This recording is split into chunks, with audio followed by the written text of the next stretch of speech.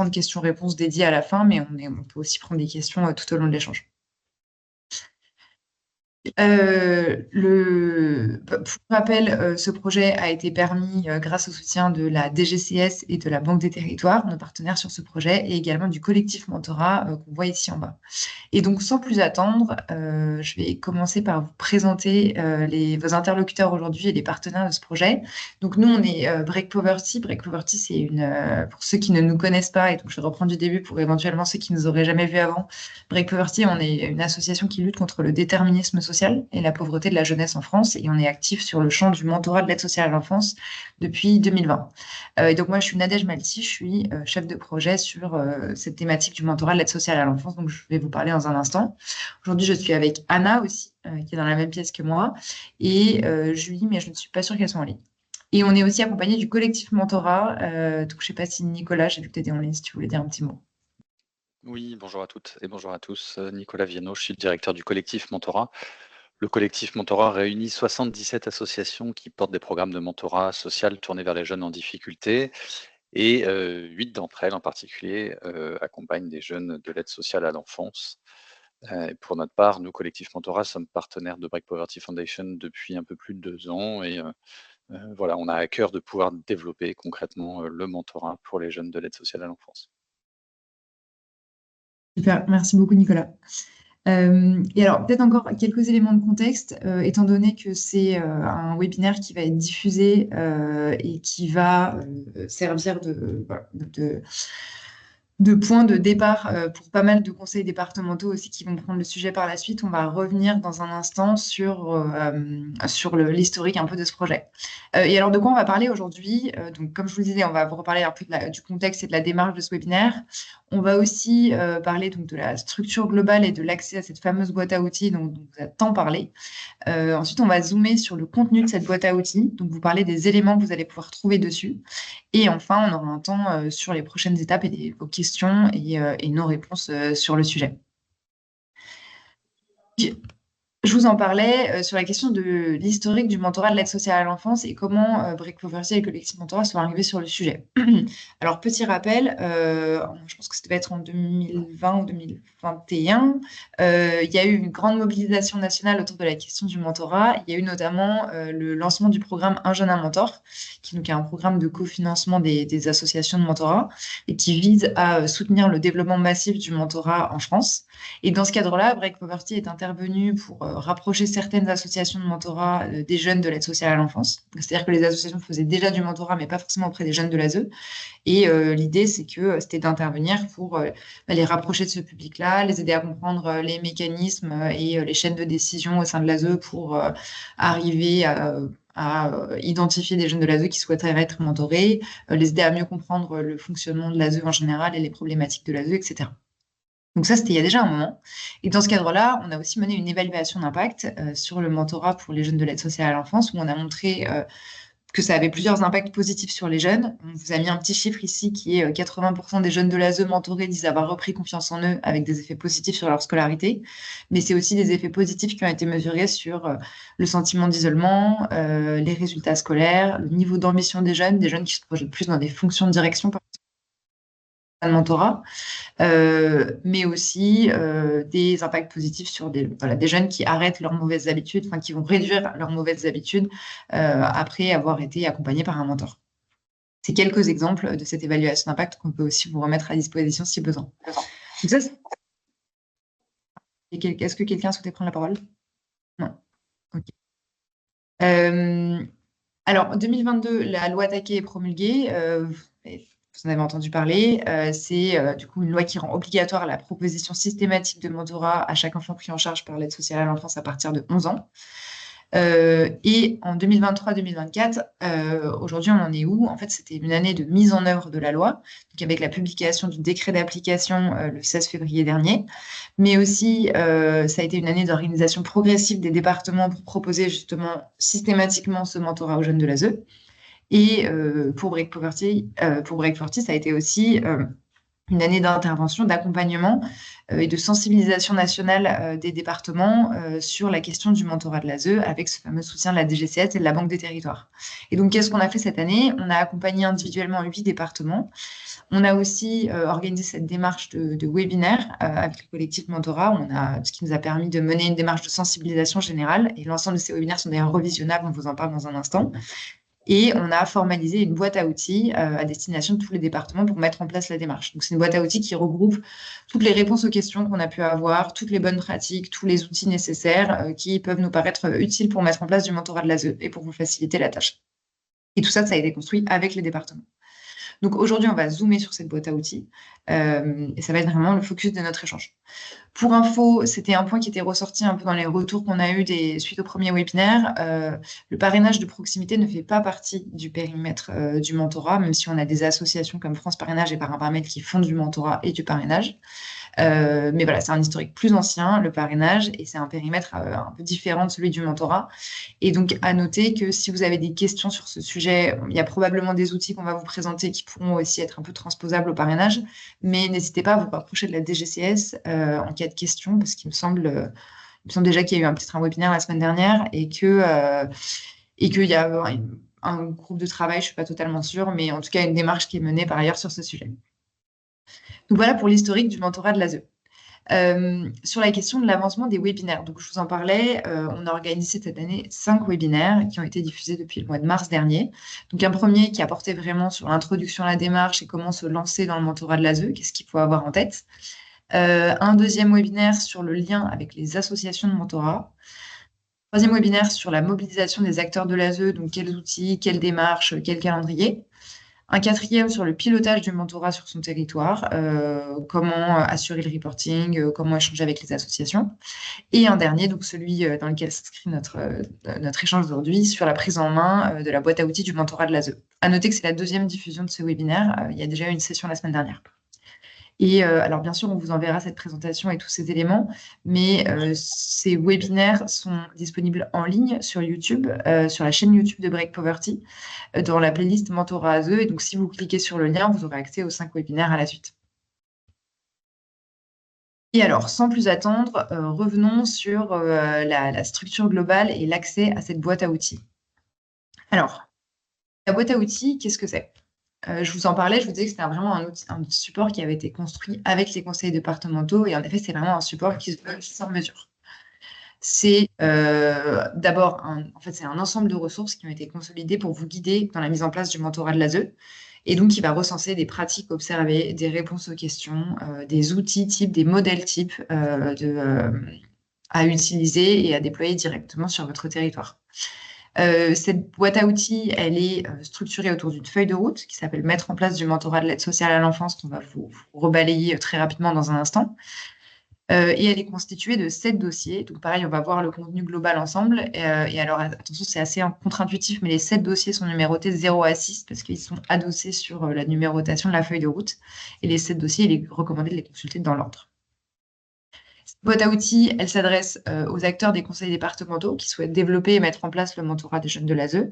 Donc, par exemple, directeur enfance-famille, adjoint, chargé de projet mentorat, chargé de projet transverse. Elle peut plus globalement être utile à toute personne qui est intéressée par le déploiement du mentorat de l'ASE, donc des ASPAM, des éducateurs, des établissements, etc.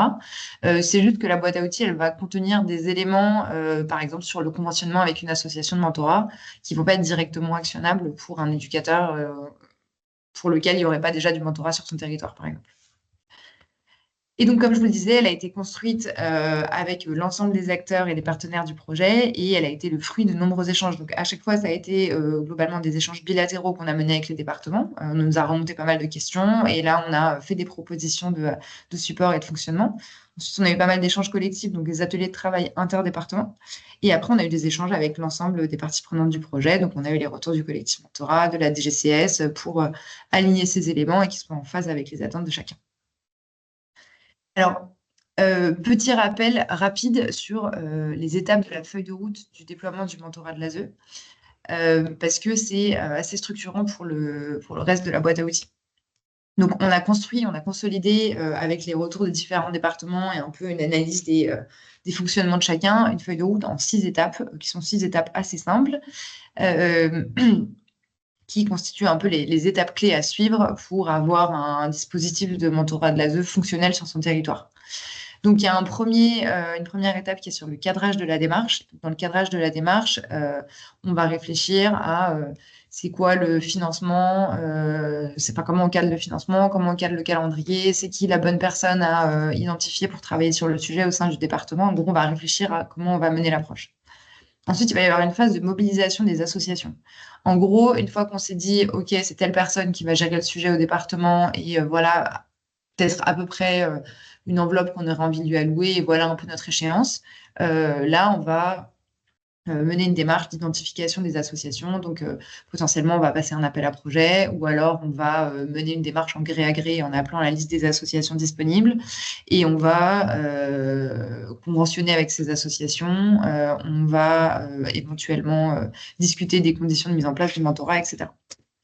Ensuite, une fois qu'on a conventionné avec les associations et qu'on s'est mis d'accord sur comment on voulait que ça se déroule cette année, on va aller mobiliser les acteurs de l'ASE. Conjointement avec les associations, on va aller potentiellement dans chaque établissement ou dans chaque unité territoriale ou maison des solidarités du département pour aller présenter la démarche de mentorat à tous les travailleurs sociaux, tous les référents, en leur disant, regardez, ça existe et voilà comment ça marche pour le mettre en place.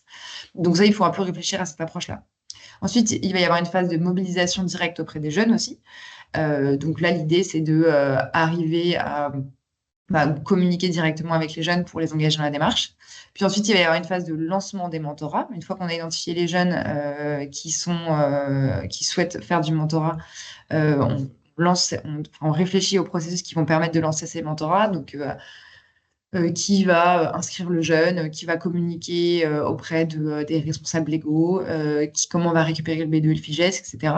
Et ensuite, il y a toute la démarche de suivi et de pilotage qui est à mettre en place pour s'assurer du bon fonctionnement du mentorat. Donc, c'est une feuille de route indicative avec des sous-étapes. Alors, je ne vous les ai pas passées parce que ça représente un peu plus de détails. L'idée, c'était juste de viser un peu d'exhaustivité ici pour vous montrer, pour que vous ayez en tête toutes les étapes auxquelles penser. Il y a pas mal d'étapes qui peuvent être menées conjointement. Et donc, à noter que la boîte à outils, elle est adossée sur cette feuille de route. Et pour chacune de ces sous-parties, vous allez avoir du contenu associé qui va répondre aux questions que vous pourriez vous poser. Et donc, cette boîte à outils, comment elle est construite? Comme je vous le disais, elle est construite en 7 dossiers. Donc, on va avoir les dossiers 1 à 6 qui correspondent aux étapes 1 à 6 de la feuille de route. Et on va avoir un dossier 0 qui est un dossier d'introduction à l'ensemble de la boîte à outils. Et donc, dans chacun de ces dossiers, c'est ce qu'on voit un peu dans les pictos en haut à droite, vous allez avoir des présentations. Donc, ça va être des présentations en format PDF qui vont consolider l'ensemble du contenu qui a été formalisé. Vous allez avoir les outils et vous allez avoir les liens vers les webinaires. Donc, je vais vous montrer. Ici, c'est la vision exhaustive de tout le contenu de la boîte à outils. Donc, en fait, chaque ligne correspond à un fichier ou un document que vous allez trouver quand vous allez télécharger la boîte à outils. Je vais vous en reparler dans un instant et ensuite, dans la suite du webinaire, on va rebalayer le contenu de chacun des dossiers. Donc, je vous le disais, la boîte à outils, elle contient 3 types de ressources, des présentations, des outils et des webinaires. Et à noter que les présentations contiennent 2 types de contenus. Donc, des pages bleues qui sont des pages méthodologie, qui vont vraiment être plus descriptives, qui vont vous donner des informations pour mieux comprendre une thématique, des bonnes pratiques ou des exemples de modalités de mise en œuvre. Et des pages vertes, qui sont plutôt des pages outils, qui vont présenter les supports disponibles dans la boîte à outils. Donc, par exemple, la convention type, l'outil de pilotage type, les outils de communication jeunes, et puis des détails sur les modalités de prise en main et de mise à jour de ces outils. Donc, quand vous voulez les utiliser, comment ça marche en fait. À noter que tout ce qu'il y a dans cette boîte à outils, ce sont des éléments, enfin, ce sont des propositions de fonctionnement qui sont adaptées selon chaque territoire, selon votre organisation, vos contraintes, les partenaires associatifs en place, etc. Dans tous les cas, n'hésitez pas à contacter le collectif Mentorat ou Break Poverty si vous avez des questions. On vous a remis les contacts un peu partout, mais vraiment, on vous invite à le faire parce qu'on sera ravis de répondre à vos questions là-dessus. Alors, les fameuses pages bleues et pages vertes, voilà à quoi ça ressemble. En gros, vous allez ouvrir les présentations de la boîte à outils et vous allez trouver en général des documents d'une vingtaine de pages. Vous allez avoir ces pages bleues et ces pages vertes. Et alors, à noter aussi que dans les présentations, à chaque fois, au début, vous aurez un sommaire détaillé qui va reprendre l'ensemble des ressources disponibles à l'intérieur de cette présentation. Donc, vous allez avoir on ne les voit pas très bien ici, mais vous aurez des petits ronds bleus ou des petits ronds verts qui vous diront si c'est des pages méthodologie ou des pages outils. Et sachez que chacun des éléments du sommaire est cliquable. Donc, si vous cliquez dessus, ça vous emmène directement sur la page que vous souhaitez visiter. Et à chaque fois, vous avez un petit retour sommaire en haut à droite de chaque page pour revenir au sommaire. Voilà pour la partie navigation. Alors ici, je vais juste arrêter de partager mon écran une demi-seconde pour vous partager en plein écran. Écran, et ça va être ici. OK, donc là, vous devriez voir mon plein écran. Donc, comment accéder à la boîte à outils et comment télécharger les ressources sur le site du collectif Mentorat. Donc, effectivement, aujourd'hui, cette boîte à outils, elle est téléchargeable et elle est mise en ligne sur le site du collectif Mentorat. Et comment ça marche? En fait, il faut juste se rendre sur la page dédiée sur le site du collectif Mentorat, qui est lementorat.fr/A2, donc vous renverra le lien. C'est une page qui n'est pas référencée, donc ça veut dire qu'elle n'est pas accessible directement via le site du collectif Mentorat. Il faut avoir le lien pour pouvoir y accéder. Il n'y a pas d'identifiant nécessaire pour y accéder. Et ensuite, il faut simplement télécharger la boîte à outils. Et alors, je vais vous emmener sur cette page-là pour que vous l'ayez en tête et vous voyez, on regarde un peu comment ça fonctionne. Donc, c'est une page voilà, avec un texte introductif qui vous rappelle un peu où vous êtes. Tout de suite, vous allez avoir une présentation de la boîte à outils. Donc, ça va être une vidéo de notre ancien chargé de projet, Rémi Goldman, que certains d'entre vous ont croisé, qui vous explique ce que vous allez trouver dans cette boîte à outils, un peu comment elle est structurée. Donc, je vous invite à le visionner. Ensuite, vous aurez comment télécharger, enfin, des boutons de téléchargement rapide de la boîte à outils. Donc, d'abord, la boîte à outils complète que vous trouverez ici. Et le kit de communication aux jeunes qui n'est pas encore disponible dans sa version finale, il est encore en cours de validation à la DGCS. Et en dessous, vous pourrez télécharger les différents sous-dossiers de la boîte à outils. Donc, c'est ce qu'on voit ici, les différentes étapes. Vous avez le dossier 0 qui correspond à chaque étape qu'on a vu ensemble. Introduction à la démarche, cadrage de la démarche, etc. Et en cliquant sur le petit carrousel ici, vous pouvez faire défiler, choisir le dossier que vous souhaitez. Ensuite, vous n'avez qu'à cliquer sur télécharger. Ça va vous télécharger un dossier zip. Il faudra juste l'ouvrir et vous aurez accès directement au document. Un peu plus bas, vous avez la cartographie sur la présence territoriale des associations de mentorat. Donc ça, c'est un des outils qui a été formalisé dans la boîte à outils et je vais vous en reparler dans un instant. Ensuite, vous avez les webinaires, donc les différents webinaires dont je vous parlais, le A, B, C, D, E. Et tout en bas, vous avez les contacts à nouveau de Break Poverty du collectif Mentorat si besoin. Voilà pour l'accès à la boîte à outils. Donc, pour télécharger cette boîte à outils, voilà, je vous le disais, vous avez simplement besoin de cliquer sur les différents boutons. A priori, il ne devrait pas y avoir de problème, mais n'hésitez pas si jamais il y en avait. Et en fait, une fois que vous allez télécharger cette boîte à outils, vous pouvez donc la consulter et voilà à quoi ça va ressembler. Donc, vous allez par exemple télécharger un dossier, disons le dossier 2, et vous allez avoir sur votre ordinateur, à l'intérieur du dossier 2, les ressources de A, de B, de C, etc., qui correspondent normalement exactement à ce qu'on a vu sur la page exhaustive du contenu de la boîte à outils. Donc, ça correspond à chaque fois aux ressources. Et donc, normalement, avec la nomenclature, vous pouvez trouver rapidement les ressources qu'il vous faut. Voilà pour la partie accès à la boîte à outils. Maintenant, on va aller un peu plus sur le contenu de cette boîte à outils. Alors, cette boîte à outils, je vous le disais, elle est constituée de plusieurs dossiers. Donc là, on va repasser dossier par dossier le contenu. Donc d'abord, le dossier numéro 0. Le dossier 0, de quoi il traite? En fait, il va vous faire un rappel du contexte et des objectifs du projet, de manière un peu plus approfondie que ce que j'ai fait au début de ce webinaire. Il va aussi vous procurer pas mal de rappels sur le mentorat, assez intéressant. Vous allez avoir des définitions sur le mentorat, qu'est-ce que c'est, en quoi c'est différent du parrainage. Vous allez avoir des définitions sur des rappels sur les impacts du mentorat, donc, ce qui vous donneront quelques éléments pour communiquer sur le sujet. Des rappels de qu'est-ce que c'est le mentorat en distanciel versus le mentorat en présentiel et pourquoi est-ce que les deux ont leurs avantages. Qui sont les principales parties prenantes autour du jeune et dans le cadre du mentorat, qui sont les mentors, comment ils sont choisis, etc. Vous allez avoir aussi un rappel de la feuille de route. Donc, la feuille de route, on a discuté ensemble à l'instant, une présentation de la boîte à outils et vous trouverez aussi les sommaires détaillés des 6 autres dossiers de la boîte à outils.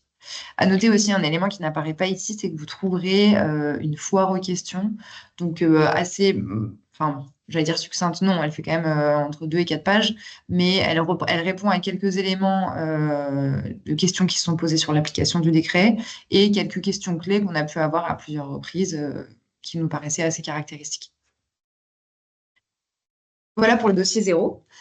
Sur le dossier 1, on arrive là dans le cadrage de la démarche. Donc ici, de quoi on parle? En fait, dans ce dossier numéro 1, et notamment dans la présentation 1, on va parler de comment définir les priorités de mentorat au sein du département. Donc quand on dit définir les priorités, c'est comment on va choisir le nombre de jeunes qu'on va vouloir mentorer la première année, la deuxième année, et comment on va choisir qui sont les jeunes qu'on va vouloir mentorer la première ou la deuxième année, parce qu'il faut garder en tête que le mentorat, c'est un dispositif qui se met en place progressivement et qui, du coup, nécessite un peu peut-être de priorisation les premières années parce que en fait, la première année, on va être quelque part autour de... si on arrive à être autour de 50, 70 jeunes, c'est déjà énorme, quoi. Vous allez aussi avoir des éléments sur comment faire un état des lieux des actions de mentorat qui ont déjà pu être lancées sur le territoire. Et ça va être notamment possible grâce à la capture d'écran qu'on voit en haut à gauche. C'est un questionnaire qui est diffusable à l'ensemble des acteurs de l'ASE du territoire pour les interroger sur est-ce qu'ils connaissent la démarche, est-ce qu'ils connaissent les associations, est-ce qu'il y a déjà des choses qui ont été lancées sur le territoire et pour quels résultats. Et s'il y avait des choses à lancer, en fait, ce serait quoi le potentiel de jeunes qu'ils estimeraient en quantité? Vous allez aussi trouver des éléments sur comment identifier un porteur de projet et comment définir ses missions, si ce n'est pas déjà le cas sur le territoire. Et donc, voilà, comment il peut être organisé, comment le mentorat peut être piloté de manière organisationnelle au sein du département, quelle gouvernance il peut y avoir de manière régulière. Il va y avoir aussi des éléments sur comment définir un calendrier cible pour l'année. Donc là, on vous propose un calendrier type de mise en place du mentorat qui est plutôt indicatif. Et aussi des éléments sur comment cadrer le financement. Donc, qu'est-ce qu'il faut avoir en tête pour définir une fourchette?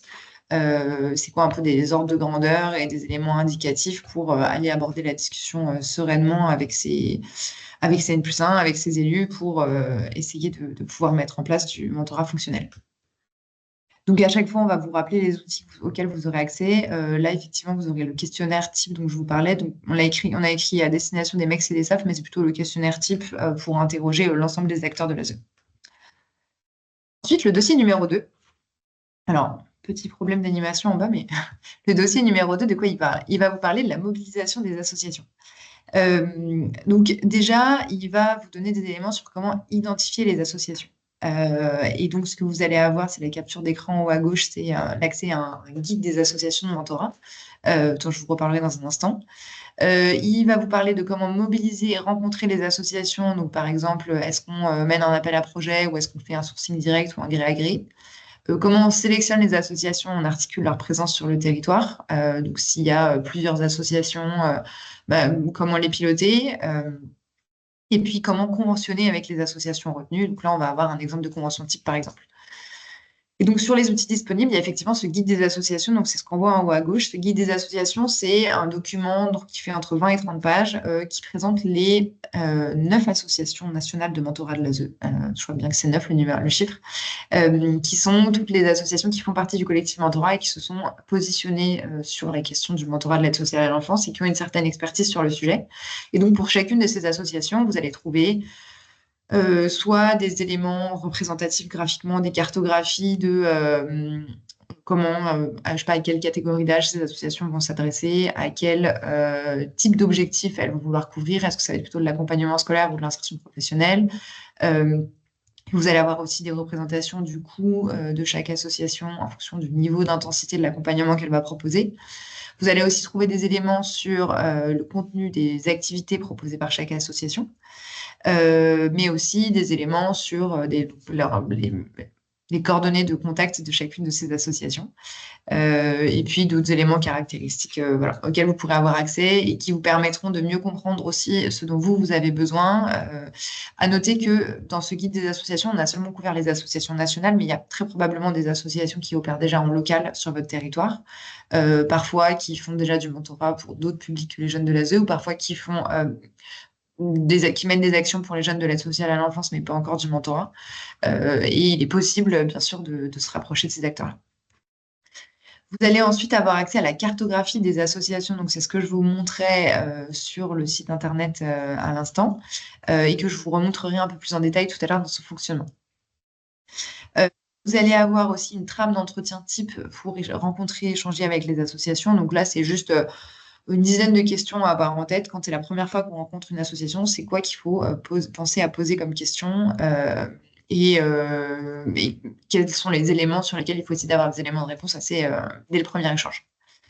Vous allez avoir aussi un appel à projet type et une convention type. Donc, ça va être des exemples d'appel à projet et des exemples des modèles de convention et des modèles d'appel à projet avec des éléments colorés qui vous indiquent où est-ce qu'il faut compléter les informations qui vous concernent ou où est-ce qu'il y a des choses à modifier. Encore une fois, ici, ce sont des exemples. Vous n'êtes pas obligé de tout respecter. Mais voilà, ça vous donne un cadre un peu indicatif pour enclencher la dynamique.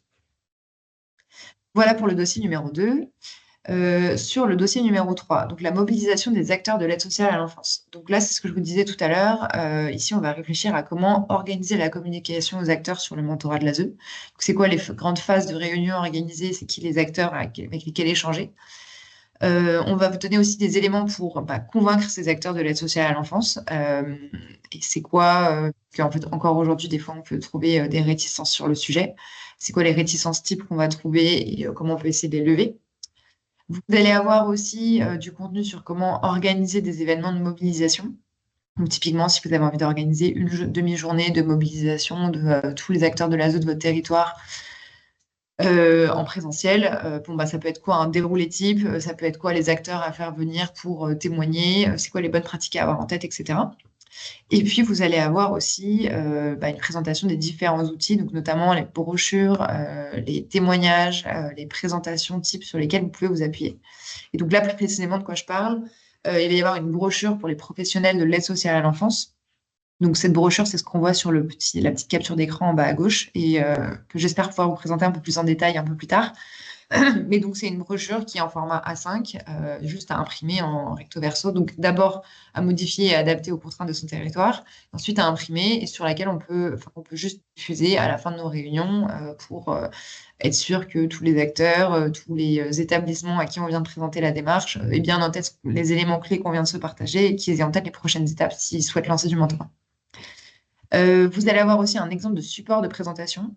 Donc là, l'idée, c'était de dire, on s'est rendu compte que c'était assez utile, par exemple, en travaillant avec le département du Nord, d'avoir une présentation type qui va reprendre les définitions clés autour de c'est quoi le mentorat, pourquoi le mentorat en distanciel, en fait, c'est intéressant et ça peut être aussi intéressant que le mentorat en présentiel.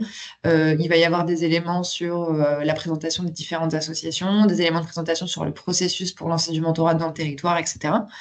Et donc, c'est un support sur lequel vous pouvez vous appuyer directement plutôt que d'en recréer un de vous-même si vous allez mener une présentation auprès des acteurs de la zone de votre territoire. Et puis aussi, vous retrouverez aussi des liens et des vidéos de témoignages de jeunes et d'éducateurs. On n'a pas pléthore, on en a 3. Hein. C'est ce qu'on voit en bas à droite. On va avoir 2 renvois vers des vidéos de témoignages de jeunes sur le mentorat qui sont disponibles en ligne sur YouTube, dont vous pouvez vous servir dans le cadre de vos présentations. Et la vidéo aussi d'une éducatrice, donc jeu littéraire, éducatrice dans les Alpes-Maritimes, qui avait accepté de témoigner pour l'un de nos webinaires et qui avait fait un témoignage très intéressant sur les bienfaits du mentorat, sur les apports positifs. Et donc là, c'est une vidéo qui est téléchargeable et que vous pouvez intégrer directement dans vos présentations. Elle est dans la boîte à outils. Voilà pour le dossier numéro 3. Sur le dossier numéro 4 et la mobilisation des jeunes. Alors là, c'est un dossier qui est assez court, sur lequel vous allez trouver des éléments pour sensibiliser les jeunes au mentorat de l'ASE. Donc quelques éléments un peu de méthodologie et quelques éléments aussi pour présenter le kit de communication à destination des jeunes de l'ASE. Donc comme je vous le disais, qui n'est pas encore complètement finalisé, mais qui devrait l'être sous peu. On attend un retour ultime là-dessus. Et donc, je prendrai le temps de vous le présenter un petit peu plus en détail dans quelques minutes. Voilà pour le dossier numéro 4.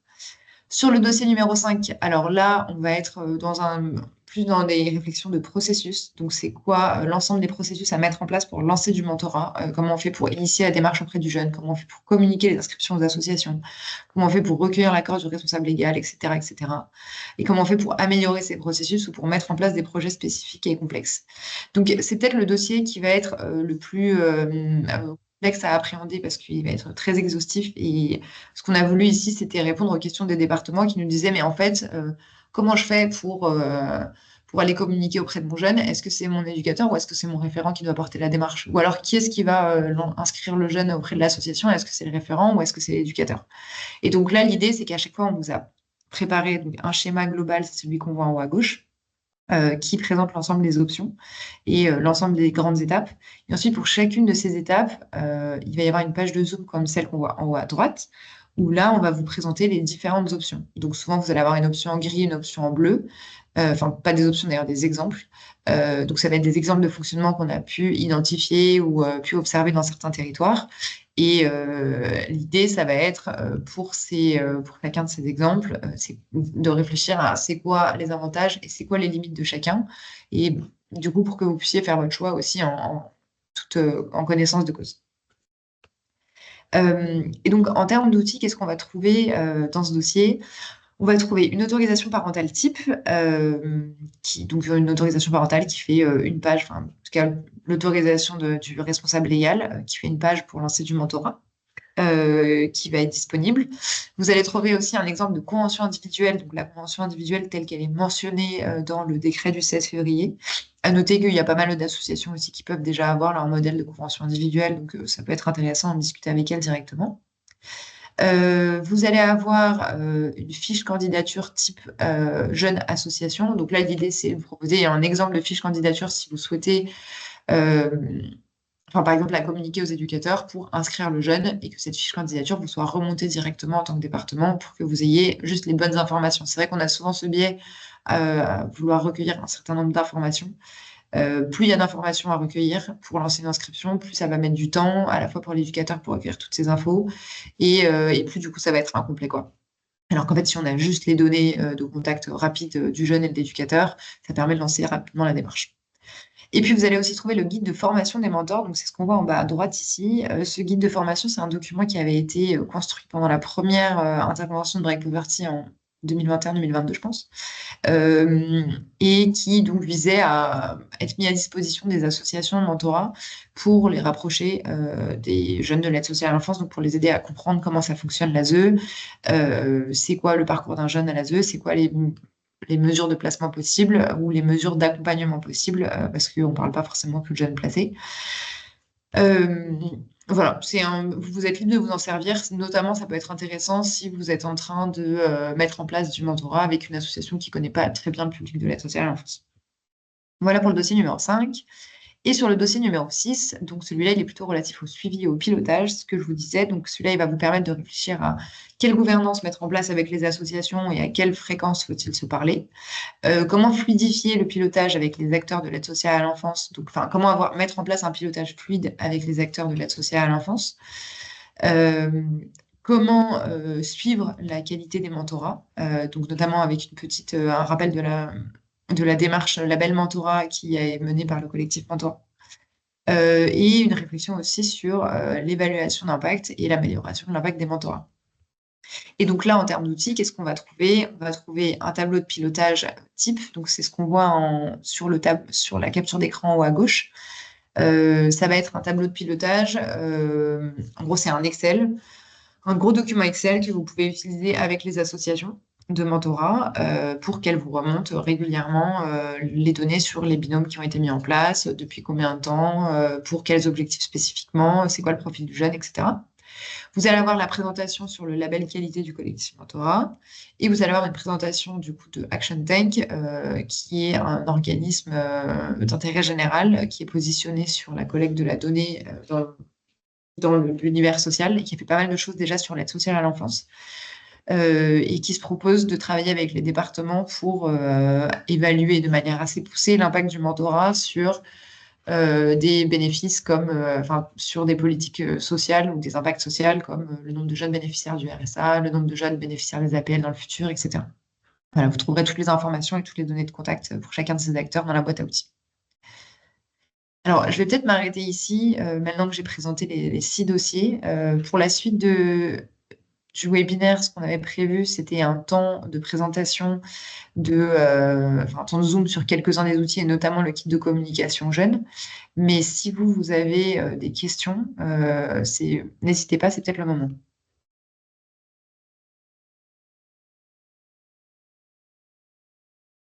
Je vois Clotilde qui dit qu'il y a un écho horrible. Est-ce que vous avez toujours un écho en m'entendant parler? Je vous dire non. Ok, parfait.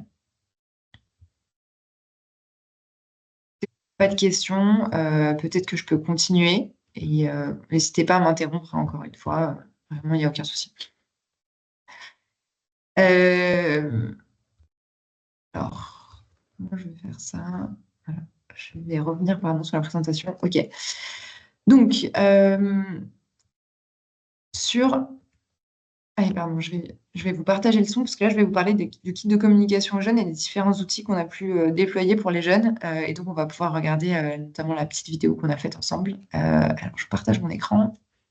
Euh, je vous parlais donc du kit de communication qu'on a pu développer pour les jeunes. Alors, il se trouve qu'on a travaillé donc cette année parmi les demandes qui sont remontées des départements, notamment des départements qui étaient les plus avancés sur la démarche. Il y en avait qui nous disaient, mais en fait, nous, on se rend compte qu'on a beau pousser à fond le mentorat, les jeunes, on a quand même du mal à toucher les jeunes. Aujourd'hui, il y a des outils de communication qui appartiennent à chaque association de mentorat, mais on n'a pas de démarche uniforme de communication sur le mentorat directement auprès des jeunes. Et donc, en réponse à cette demande, qui nous paraissait très pertinente, on a organisé un gros atelier de travail avec un panel représentatif de l'ensemble des acteurs de l'aide sociale à l'enfance. En tout cas, ce qui nous paraissait, on a essayé de faire en sorte qu'il soit le plus représentatif possible sur les acteurs autour du mentorat. Et donc, on a eu des associations qui étaient présentes, on a eu des éducateurs qui étaient représentés, on a eu des départements, des responsables de communication au sein des départements, etc. Et un prestataire aussi graphiste, où on a réfléchi ensemble aux messages clés à faire passer pour communiquer sur le mentorat. Et on s'est mis d'accord sur la formalisation d'une affiche, d'un flyer et d'une vidéo pour présenter le mentorat de la zone. Et alors, je pense que doit avoir voilà, un petit zoom sur le flyer ici et sur le contenu de ce flyer. Donc, on va vous mettre à disposition. Ce flyer, il est en format A5. Donc, comment dire, il est en format A4 recto verso, donc vous aurez juste à l'imprimer et vous pourrez ensuite le plier en deux et le diffuser. C'est un flyer qui se veut très court pour rappeler les impacts positifs du mentorat et essayer de communiquer auprès des jeunes sur pourquoi en fait le mentorat c'est un plus pour toi et pourquoi est-ce que toi aussi tu y as accès et à quoi ça correspond un mentor. Et donc vous aurez cette première page qui dit le mentorat c'est un coup de main en plus pour toi par exemple à tes éducateurs. On rappelle sur les pages centrales les coups de main que peut apporter le mentor, aider à trouver un stage, aider à prendre confiance en soi, mieux comprendre ses cours, faire des activités. Et on rappelle aussi qui est le mentor. C'est quelqu'un qui est à l'écoute de tes besoins, qui t'accompagne dans la durée, qui t'aide à préparer ton avenir. Et avec un renvoi, avec un QR code vers la vidéo qui sera disponible en ligne. Et ça, c'est un flyer que nous, on vous invite en tant que département à imprimer de votre côté. Et ensuite, à chaque fois que vous allez présenter la démarche auprès de, je sais pas, d'un établissement, d'une unité territoriale, à laisser ces flyers aux acteurs à qui vous présentez, qui, eux, pourront s'appuyer dessus pour aller parler aux jeunes ensuite. En fait, ce dont on s'est rendu compte, c'est que souvent, même si les éducateurs ou les directeurs d'établissement, ils ont assisté à une présentation de 1 heure sur le mentorat, même s'ils ont compris de quoi il s'agissait, ils n'ont pas forcément les éléments de langage pour aller le reporter auprès du jeune ensuite ou pour aller convaincre le jeune. Là, l'idée, c'était vraiment de pouvoir les outiller avec des outils très visuels pour aller porter la démarche de mentorat directement auprès du jeune. Et puis, il y a des points de contact aussi qui peuvent être utilisés, un renvoi vers le site internet si besoin, etc. Et donc, normalement, de la même manière que la vidéo qu'on va voir après, c'est en gros l'action idéale, ce serait le référent ou l'éducateur qui dit au jeune, ah bah, regarde ce flyer, et on le lit ensemble, et est-ce que ça t'intéresse? Et donc, on a aussi, dans ce cadre-là, formalisé une vidéo. Et donc, la vidéo, je vais vous la montrer. Elle est ici. Normalement, vous devriez voir mon écran. Et normalement, vous devriez avoir le son. Dites-moi si ce n'est pas le cas. Je lance la vidéo. Connais-tu le mentorat? Un coup de main en plus pour toi.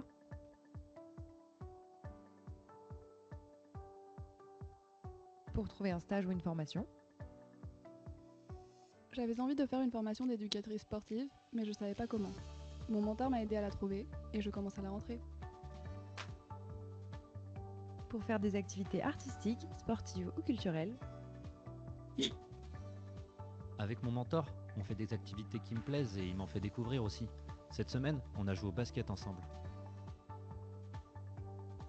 Pour t'aider à prendre confiance en toi. Je m'entends hyper bien avec mon mentor. Il m'aide, il me motive. Grâce à lui, je me sens plus fort et j'ai moins peur de poser des questions à l'école, par exemple.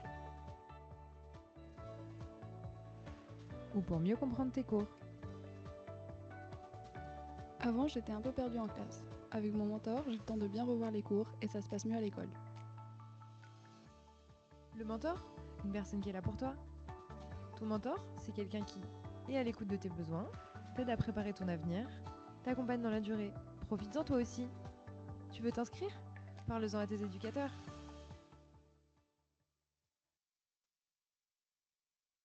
Voilà pour la vidéo à destination des jeunes. J'espère que ça vous a plu. Alors, je continue sur les autres outils. Donc, c'est une vidéo qui sera mise en ligne sur YouTube, hein, qui sera du coup accessible. Vous pourrez diffuser le lien facilement. Alors, je vous repartage mon écran rapidement. Donc, sur un deuxième outil sur lequel on souhaitait faire un zoom avec vous, c'était la cartographie des associations. Donc, je vous l'ai montré tout à l'heure, elle est disponible sur la page de téléchargement de la boîte à outils, mais donc elle est aussi disponible en ligne. Et alors, comment elle marche, cette cartographie?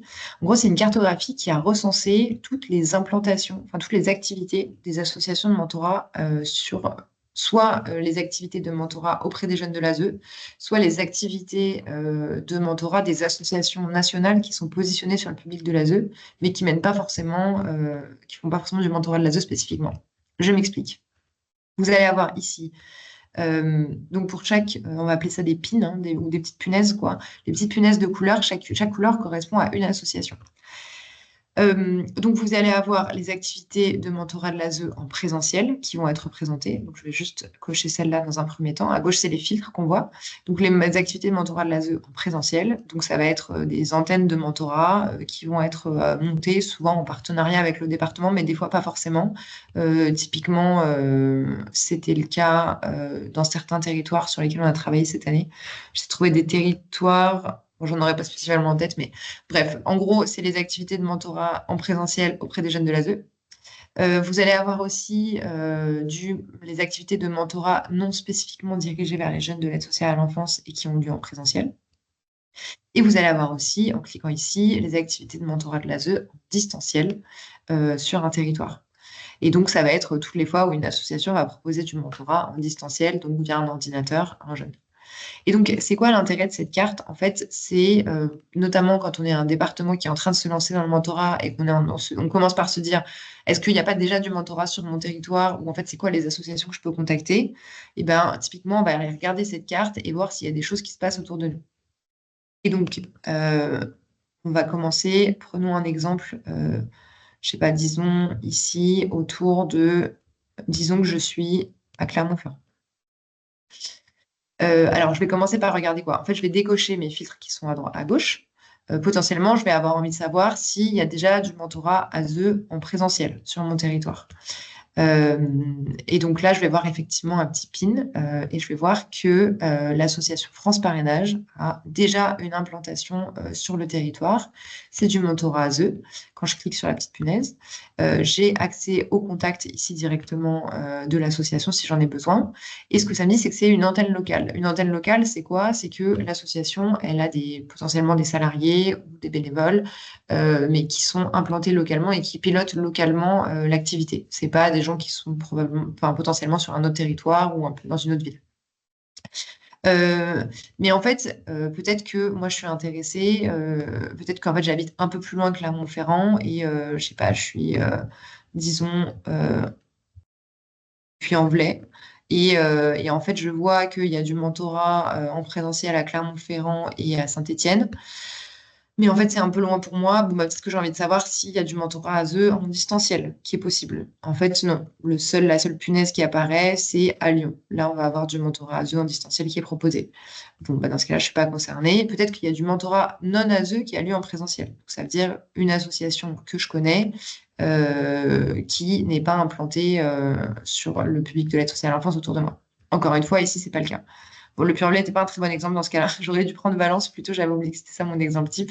Mais donc là, qu'est-ce qu'on voit? Typiquement à Valence, qu'il y a du mentorat non ASE en présentiel qui est mené par l'association Proxité. Donc typiquement, si je travaille à Valence, ce qui va être intéressant, c'est de me dire, OK, bah, peut-être que je peux me rapprocher de l'association Proxité. Je sais que c'est une association, du coup, depuis ce que me dit cette carte, c'est une association qui a l'habitude de travailler avec les jeunes de l'aide sociale à l'enfance. Bon, bah, je peux les contacter et éventuellement leur proposer un partenariat ou leur proposer d'intégrer dans leur quota de l'année prochaine un certain nombre de jeunes de l'aide sociale à l'enfance. Et voilà, vous allez avoir accès à ces informations pour l'ensemble du territoire français. Et voilà, à chaque fois, n'hésitez pas à cliquer un peu sur les punaises pour avoir accès à plus d'informations. À noter, juste petit détail, mais quand on est sur la page de téléchargement du mentorat, de la boîte à outils, on a la cartographie qui s'affiche comme ça, mais on n'a pas les petits filtres à gauche. Pour les avoir, il faut cliquer sur le petit bouton là qui est en haut à gauche, qui ressemble à ça. Là, vous avez les petits filtres. Et je pense que vous devez aussi pouvoir agrandir le plan et du coup avoir accès à la carte en plus grand écran. Voilà pour la cartographie. Et alors, très rapidement, je vous disais tout à l'heure sur les outils, les autres outils présentés, vous allez avoir l'appel à projet type, typiquement. Sur l'appel à projet type, vous allez avoir des éléments méthodologiques qui sont relatifs à l'appel à projet, qui vont vous lister, OK, c'est quoi les 10 points clés auxquels il faut penser, qu'il faut absolument faire apparaître dans l'appel à projet. Donc, c'est la page bleue qu'on va voir à gauche. Ça va être dans le dossier numéro 2. Et ensuite, vous allez avoir une page de présentation du modèle d'appel à projet, donc comment structurer l'appel à projet et c'est quoi le modèle. Donc là, vous allez avoir des éléments qui vont être mis en valeur en jaune, qui sont à mettre à jour pour votre territoire. Et ensuite, vous allez avoir des éléments de texte dans des couleurs différenciées qui vont vous indiquer si c'est du texte à garder absolument. Donc, ce qui est en noir, c'est à garder absolument. Mais potentiellement, ce qui est en bleu ou en vert, c'est des choses que vous pouvez garder si vous le souhaitez, qui sont conseillées, mais si vous ne le souhaitez pas, vous pouvez aussi les enlever. Voilà pour l'appel à projet type. Et ensuite, ouais, très rapidement, je vous parlais de la brochure à destination des acteurs de l'aide sociale à l'enfance. Donc ça, c'est une brochure qu'on a consolidée aussi pour le département du Nord et qui est donc plutôt une brochure à destination des professionnels pour leur donner des éléments auxquels se rappeler une fois qu'ils ont assisté à une présentation. Et donc, c'est une brochure qui ressemble à ça. Là, on la voit en plein écran. Elle est imprimée sur une feuille A4 et à plier en deux. Donc, ce qu'on voit à droite, c'est la première page et c'est le mentorat pour les jeunes de l'ASE. Qu'est-ce que c'est? Et ensuite, on a les deux pages centrales. Donc, sur la page à gauche, on va avoir une définition simple du mentorat. Qu'est-ce que c'est le mentorat? À quoi ça peut être lié? Et pourquoi est-ce que en fait, c'est utile et ça a des avantages de faire du mentorat? Et à droite, vous allez avoir une présentation des associations de mentorat présentes dans le département. Et donc, ça, c'est une page à mettre à jour selon votre territoire. Et donc, tout ce qui est en bleu, en police bleue ici, c'est des choses à mettre à jour selon votre territoire. Donc, si les 3 associations que vous avez retenues, c'est la Fève, Proxité et les Ombres, bon, bah, il faudra remplacer les colonnes qui sont ici. Et comment vous allez remplacer le contenu qui est ici? Normalement, voilà, on vous a mis en annexe donc, de cet outil-là les éléments à venir sélectionner et donc copier-coller. Vous pouvez juste sélectionner la colonne et la copier-coller sur la brochure en page précédente. Si vous avez sélectionné la Fève, les Ombres et Proxité, vous sélectionnez les 3 colonnes, vous les copiez-collez sur la page ici, et vous complétez en bas les noms des associations et une adresse mail pour chacune d'entre elles. Et ensuite, sur la page 4, qui est celle qu'on voit à gauche ici, vous complétez les informations relatives au processus de lancement du mentorat sur votre territoire. Donc, c'est quoi le nom du chargé de projet à qui je dois envoyer l'autorisation parentale? C'est quoi le contact du chargé de projet? C'est quoi le lien vers le questionnaire du département pour inscrire le jeune? Et c'est quoi les points de contact clés. Voilà pour les zooms sur les quelques outils. Il nous reste quelques minutes pour parler des prochaines étapes et répondre à vos questions. Est-ce qu'on a reçu des questions? Est-ce que, suite à tous ces éléments, je sais que c'est beaucoup de contenu, est-ce que vous avez des questions? Est-ce que ça vous évoque? Pas à prendre la parole, à réactiver vos micros et à prendre la parole.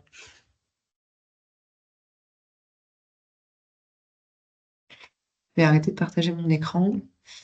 Euh, alors, je vais lire les commentaires, du coup, lire le chat. Il y a quelqu'un qui nous demande c'est qui les 8 départements qui ont été accompagnés ou pilotes.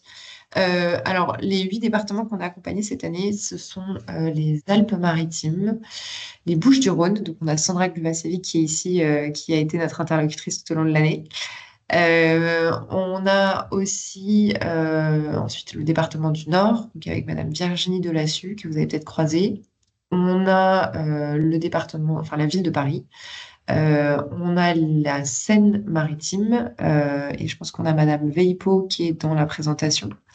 On a le département du Var et on a le Val-de-Marne et on a Clotilde qui est ici aussi, qui a été notre interlocutrice toute l'année dans le Val-de-Marne. Donc, n'hésitez pas, bien sûr, à vous rapprocher de ces différentes personnes si vous avez des questions. Nous, on a, notamment, quand vous allez parcourir le dossier 5, celui avec toutes les flèches, tous les processus et tout, c'est quelque chose qui peut paraître un peu dense. N'hésitez pas à vous rapprocher d'autres départements pour savoir comment ils ont fait. Je sais qu'il y a des fois des départements qui se lancent en n'ayant pas toutes les étapes complètement claires, mais qui affinent en fait au fur et à mesure, quoi. Et c'est vraiment important d'avoir un retour d'expérience de chacun. Il y a Monsieur Godard qui a levé la main. Jérôme, on vous écoute. Alors, oui, bonjour, excusez-moi. C'est justement par rapport aux personnes, départements qui ont été accompagnées. Nous, sur la métropole de Lyon, donc on faisait du mentorat avant 2022 et donc on va dire que la loi nous a permis, puis le décret nous a permis d'affiner un petit peu les choses. Par contre, on est évidemment très très loin de la systématisation qui est prévue par le législateur. Et je serais intéressé de savoir, vous, au niveau de vos files actives, hein, au niveau des jeunes éligibles au mentorat, sur quel étiage actuellement vous vous auto-situez en fait par rapport justement à cette possibilité de proposer systématiquement du mentorat aux jeunes de l'ASE.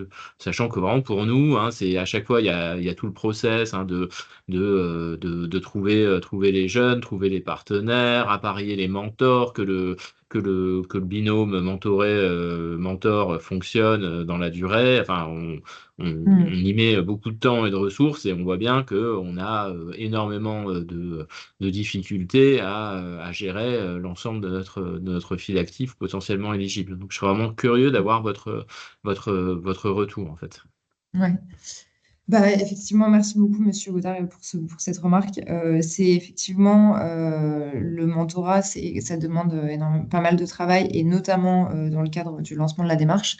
Aujourd'hui, alors d'un point de vue très théorique, nous, ce qu'on dit et l'objectif qu'on essaie de viser, ce serait une couverture, en tout cas une mise en place de mentorat pour une grosse dizaine de pourcents des jeunes de l'ASE, parce qu'en fait, si on regarde, c'est une estimation vraiment à la grosse louche, mais en fait, on a à peu près 300 000 jeunes aujourd'hui qui sont accompagnés.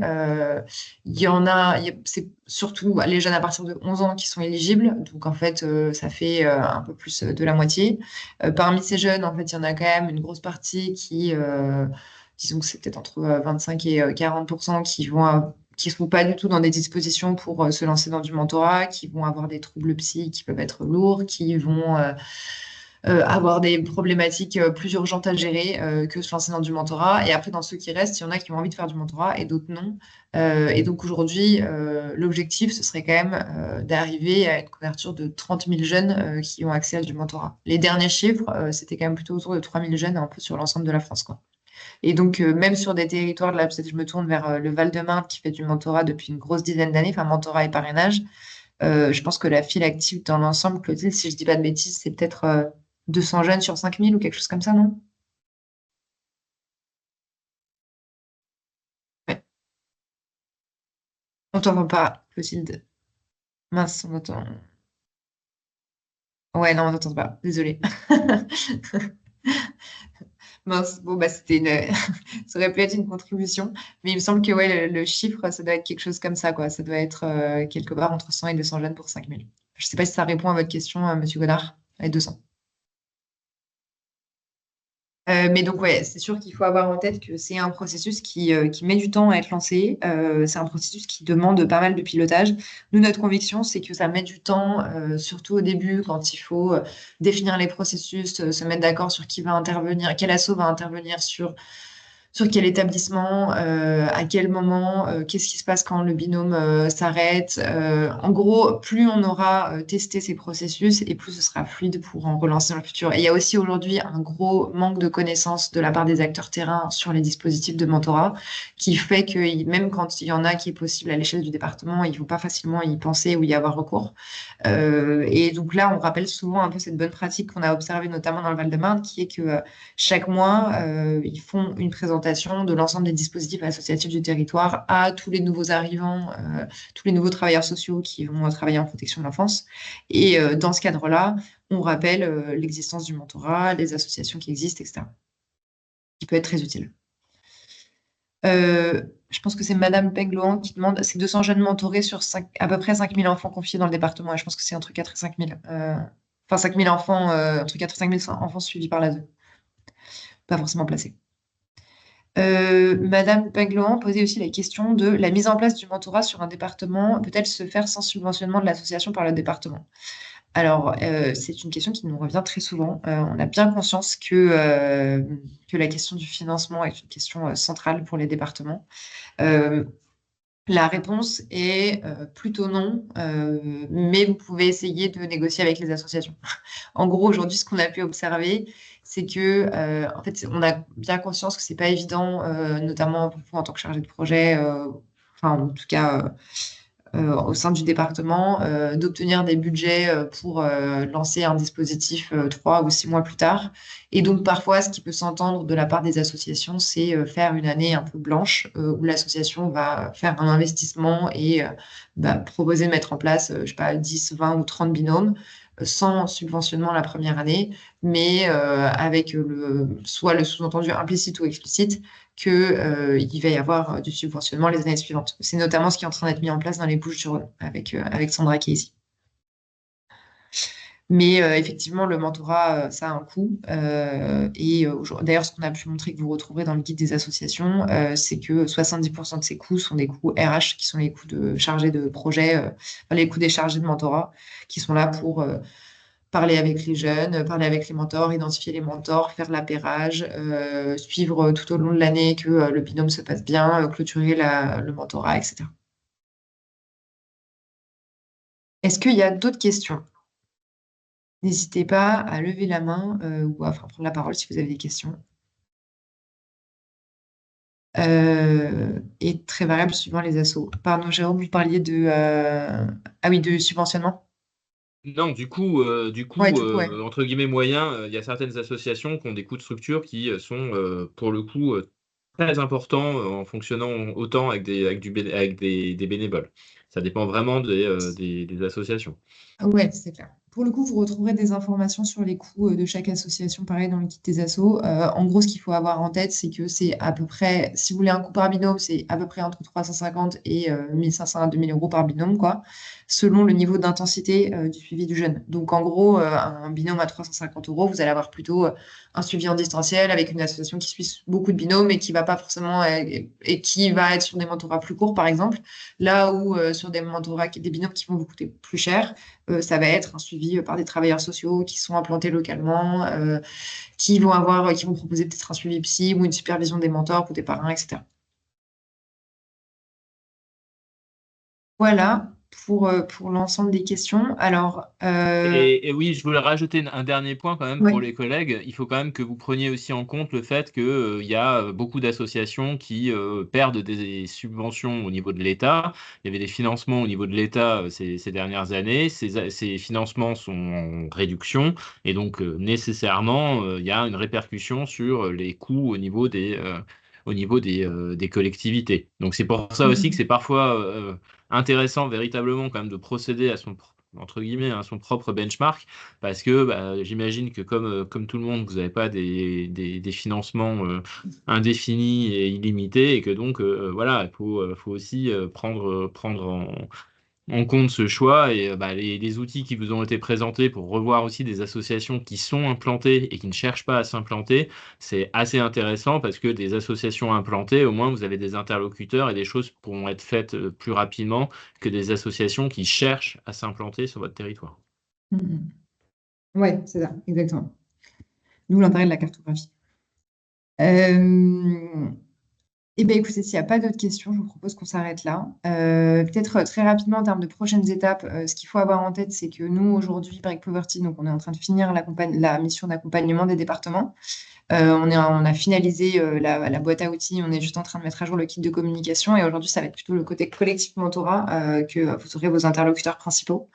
Et peut-être juste un dernier point sur ceux qui nous parlaient de financement, n'hésitez pas à nous contacter si jamais vous avez si c'est un frein, si vous êtes dans une démarche où vous pourriez vous engager opérationnellement là à très court terme, mais que vous sentez que le financement c'est un des freins principaux, n'hésitez pas à contacter Break Poverty notamment. On est en train de réfléchir à une démarche autour de ça.